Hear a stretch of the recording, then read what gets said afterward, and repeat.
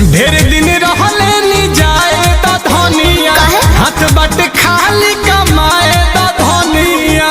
अरे कमाए दो माल खत्म हो गई। अच्छा ढेर दिन रहले नी जाए तो धनिया हाथ बट खाली कमाए तो धनिया। हम ना जा दे तो कहीं जाए के तो धोले तलूती। अरे अरे हाँ तू तो सच ही कहेलू दिया बूती। सुनो राजा घर है मिले करह छूटी राम देवरा हो पापी पी के घरे आवेला फुरूटी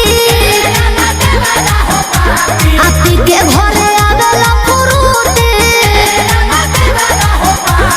पी के घरे आवेला फुरूटी। अरे पिए दो मैंगो फ्रूटी पिए तनु। अब आप मैंगो फ्रूटी अब महुआ चना ले पिए भोग दे नाली में गिरावेला।